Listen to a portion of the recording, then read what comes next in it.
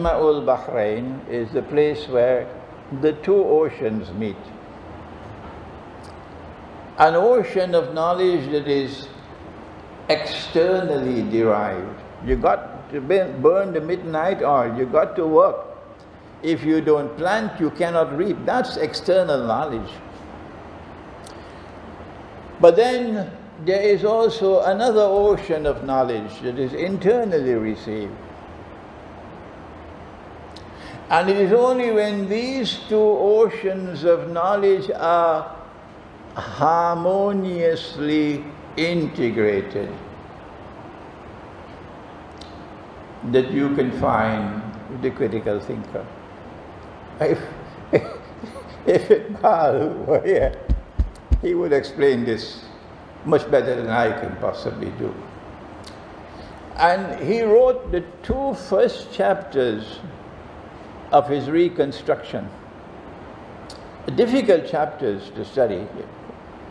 As a master's degree student in philosophy at Karachi University about 50 years ago, I had to read those two chapters about 20 times to try to understand Iqbal in his effort to demonstrate the validity of knowledge internally received, in his effort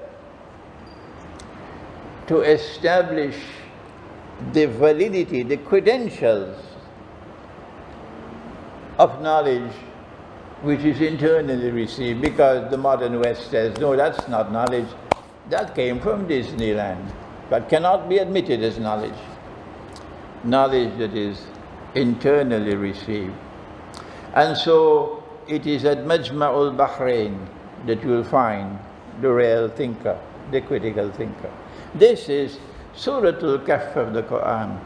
And these two oceans must be harmoniously integrated. Nobody in the Darul Uloom understands that up to this day. And so we're not producing scholars anymore. We're producing people who have hand-me-down knowledge. Knowledge that is packaged and is transferred from one generation to another generation uncritically.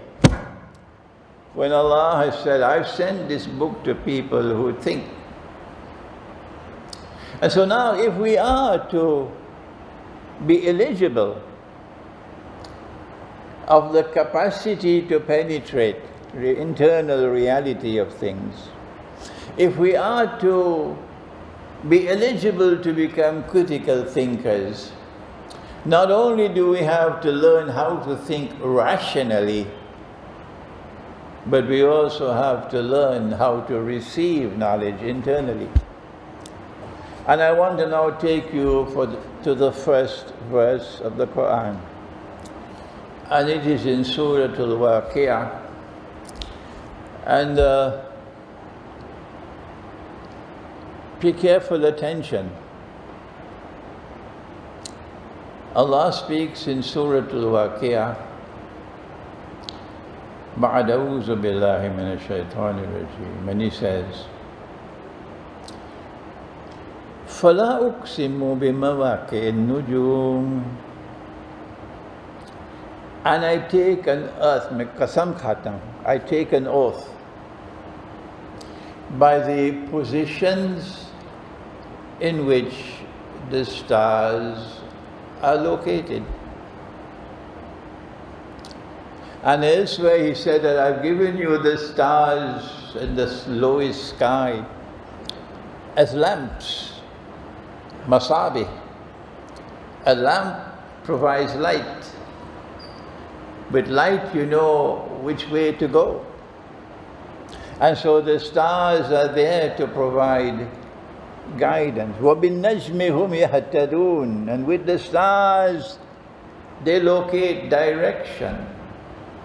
And so he takes an oath by the positions in which the stars are located.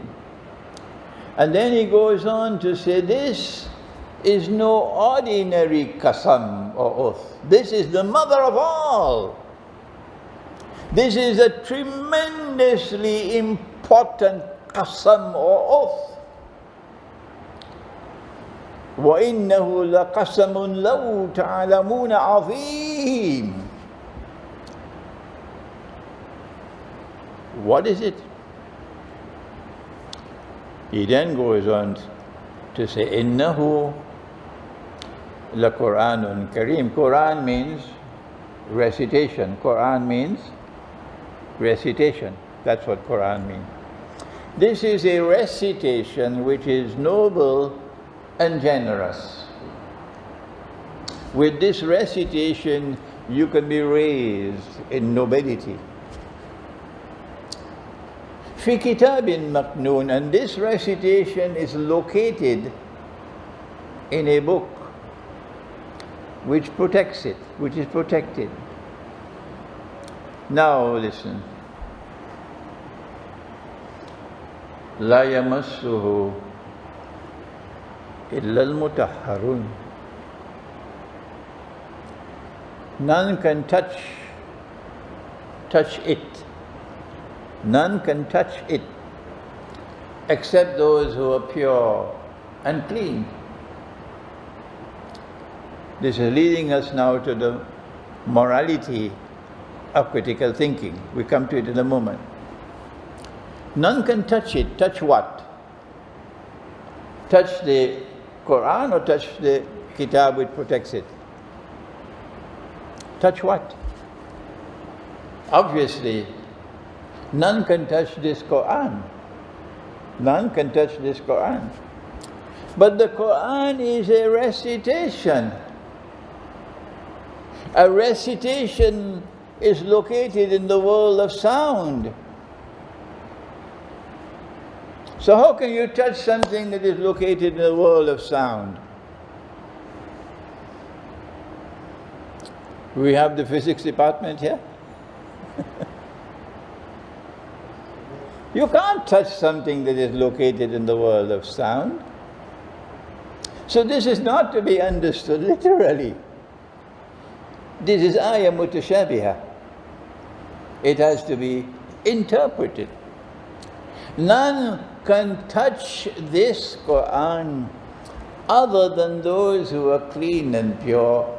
Implies you cannot penetrate, you cannot even scratch this Quran to penetrate its meaning, to study it, unless you fulfill the moral requirements. You must be clean and pure. And every professor must try to explain this to the young ones. That which will contaminate you, that which will destroy your purity, that which will destroy whatever fragrance you have in you, and from you will emerge only badbu, is zina. And today we live in a world, in my country, in Trinidad, we have carnival, and women are dancing naked on the streets in Trinidad, naked with body paint. And that, of course, is called progress. The modern feminist revolution refers to this as progress. So when you live in a world in which sex is as freely available as sunshine, eventually you're being led to zina. And if you enter into the door of zina, of illicit sexual relations, your khushbu will go and it will be replaced with badbu. You will not be ever able to even scratch truth, to be able to penetrate. You'll never be a thinker. You have a status equivalent to the sheep and the cattle and the goats and the camels. And sheep should marry with sheep, and the pure should be reserved for the pure. Not only must you warn them about this great danger in this modern age of zina, but also riba. that if you are paying your servant the salary of a slave, that's what Singapore does, the model state of Singapore. They import millions of my daughters from Indonesia, millions of them, and they pay them the wage of a slave. That's what the government of Singapore has negotiated with the government of Indonesia. And these girls work and work and work and work for a wage that no Singaporean woman would ever accept. If you pay an unjust wage, you are living off the sweat of those who are so exploited. You're drinking their blood. And there is zero tolerance for oppression, particularly economic oppression, in truth. And so now back to Surah Al-Waqi'ah. Now that we have directed some attention to the moral prerequisites for critical thinking, the moral prerequisites for critical thinking. فَلَا أُقْسِمُ بِمَوَاقِعِ النُّجُومِ, and I take an oath by the positions in which the stars are located. And this is no ordinary oath. This is the mother of all oaths. What is Allah speaking about? Where He goes on to then say, this is the Qur'an that is noble and generous. Answer,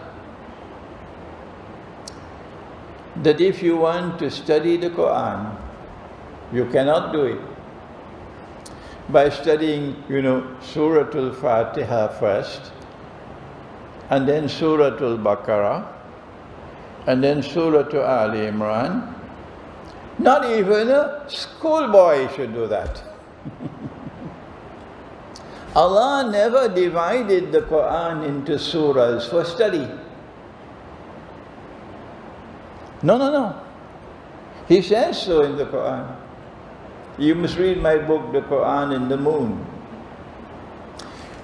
He says, I have divided the Qur'an into surahs, not for study, but for recitation. And that is why you now have to ask the question, well, why did He put the longest surah of all at the beginning? And all the long ones at the beginning? And at the end He gives us very, very short. So I'm not going to tell you the answer, that's your homework. But the Qur'an is divided into surahs for recitation, not for study. Well, then how do you study the Qur'an? You study the Qur'an the way you read the stars.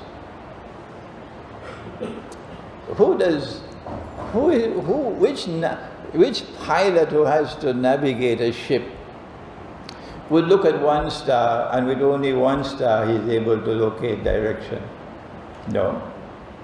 You have to look at all the stars. You have to study all the stars. You have to study how they are interconnected with each other. You have to locate patterns in the sky in order to be able to navigate with the stars. And truth is like that. Critical thinking is like that. And the verses of the Qur'an are like that. I want to give a few examples and I'll end. I have introduced you to the subject of critical thinking from the Qur'an. Allah speaks at the beginning of Surah Al-Baqarah, and He invites you to think. He says, I gave an order to the angels to prostrate, to make sajda before Adam alayhi salam. فَسَجَدُوا إِلَّا Iblis. And they all prostrated except Iblis. And so the rational thinker The logical thinker who uses the wrong methodology, he says, like I did when I was 17, and I came to the conclusion, since the order was given to the angels, and since they all obeyed, except him, Iblis had to be an angel. I came to this conclusion when I was 17, I remember. Iblis has to be an angel. This is wrong methodology. To look at only one star, to look at only one verse of the Qur'an, to look at only one hadith. And I've done my job. I've studied the subject. Gog and Magog will not be released until Nabi Isa alayhi salam returns and he is killed Dajjal. And between the time of Dajjal being killed and Gog and Magog being destroyed, probably only 2, 3, 4 weeks, so Gog and Magog will be released at that time and they will live for about 3, 4 weeks. That's modern Islamic scholarship. That pathetic scholarship. But when you go to the rest of the Qur'an, when you study the verses of the Qur'an as they ought to be studied critically, the critical thinker, you learn to your surprise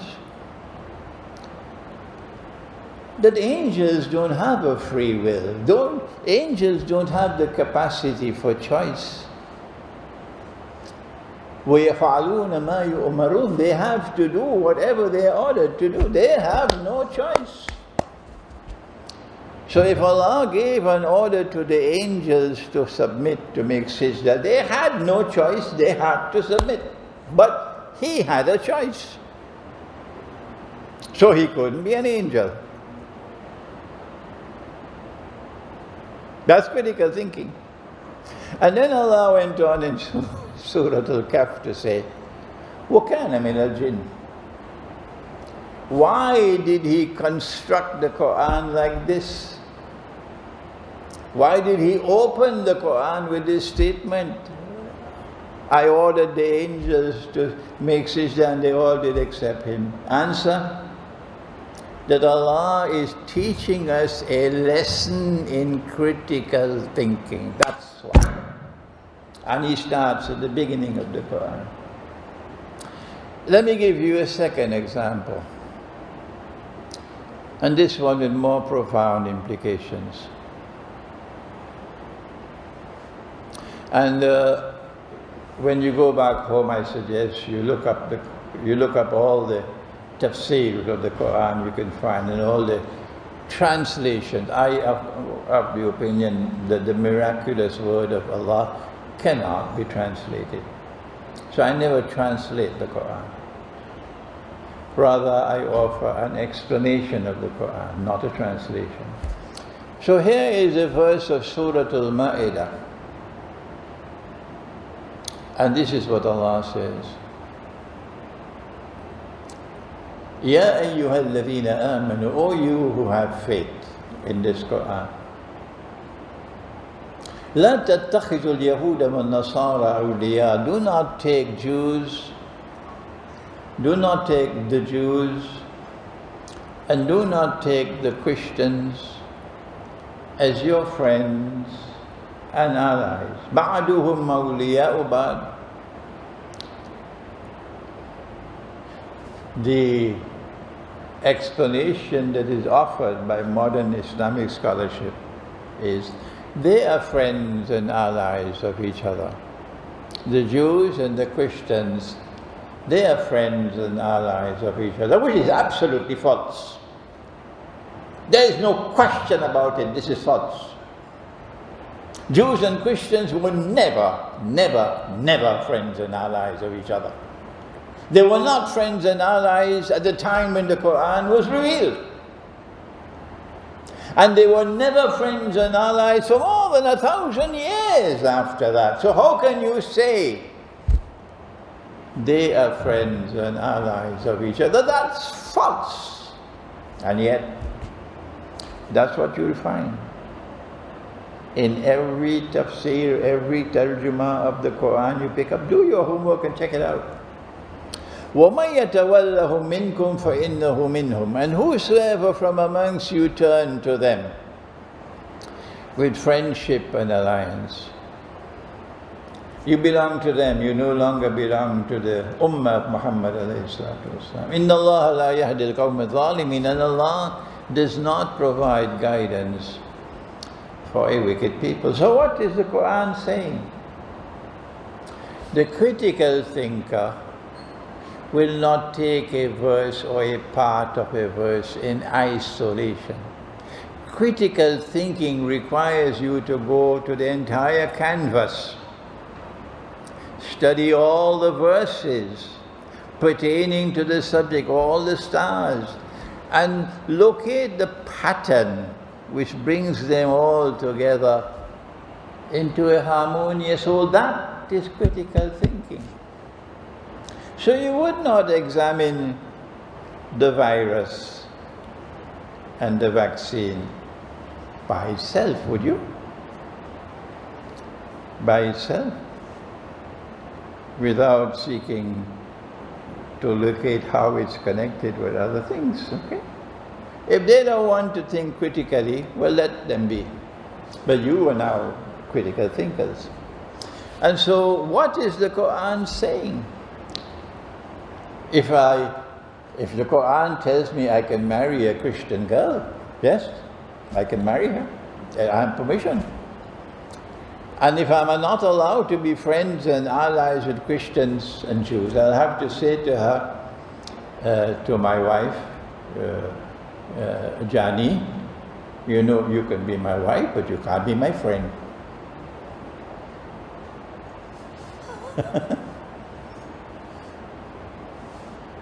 Lahore doesn't smile, do you?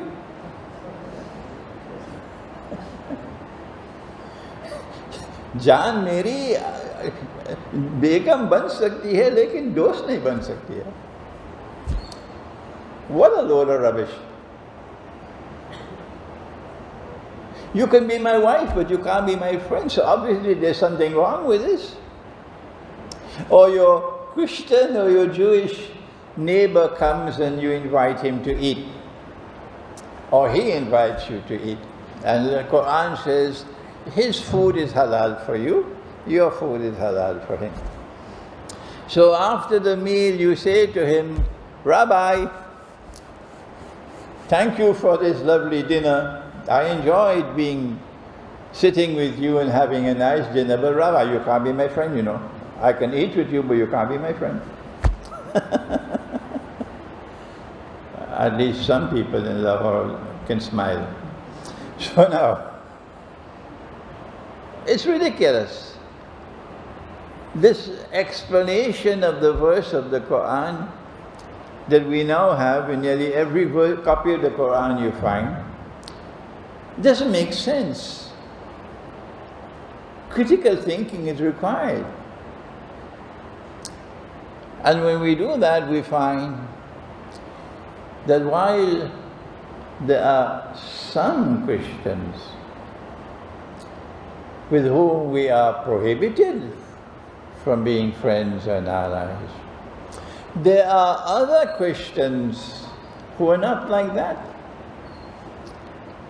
And Allah has said that they will one day become dearest in love and affection for you. وَلَتَجِدَنَّ أَقْرَبَهُمْ مَوَدَّةً لِلَّذِينَ آمَنُوا الَّذِينَ قَالُوا إِنَّ النَّصَارَى. That there will be a Christian people who will one day become closest in love and affection for you. Love and affection. And you can't be friends with them? When will that come? Of course, you know, it's when, after the Great War, which is coming, there's a conquest of Constantinople by a Muslim army. You know that. I have a book entitled Constantinople in the Quran. And then after the conquest of Constantinople, We will then return Hagia Sophia to those to whom it rightfully belongs. Let me repeat that. We will return Hagia Sophia to those to whom it rightfully belongs. I have been in Pakistan now for 4 months. Not one person, not one in Pakistan has challenged me on this subject. If they differ with me, they prefer to be silent than to challenge me. And when we return Hagia Sophia, in accordance with truth in the Qur'an, when we return Hagia Sophia, the cathedral, to the Orthodox Christian world, their hearts will melt. The church bells of Greece would ring and ring and ring and ring with joy, more than the Russians. And that will provoke that Orthodox Christian world to become closest in love and affection for this Ummah. So the Qur'an could not be speaking of all Jews and all Christians when it says, don't take the Jews and don't take the Christians as your friends and allies. The first fruit of critical thinking is that this verse is not addressing all Jews and all Christians. Well then, which Jews and which Christians? And the answer comes in the words which follow.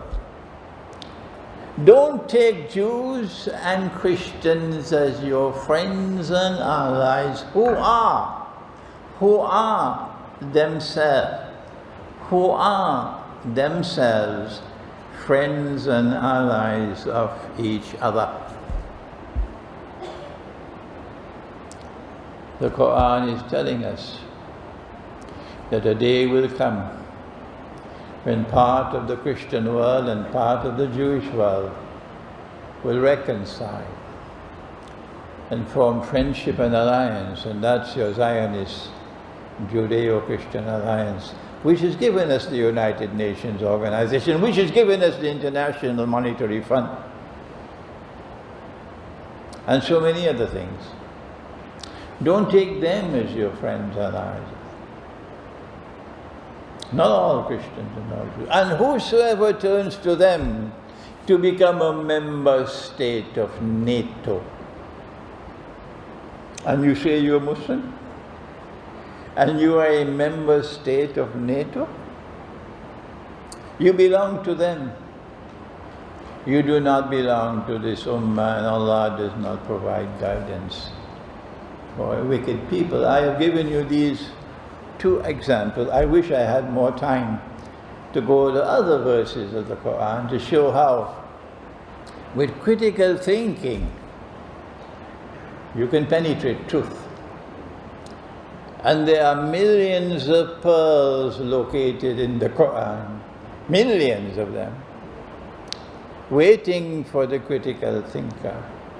And we pray that Allah might bless our efforts in the universities of Pakistan to plant the seeds, that tomorrow we might have a new generation of critical thinkers. Thank you. Wassalamu'alaikum warahmatullahi.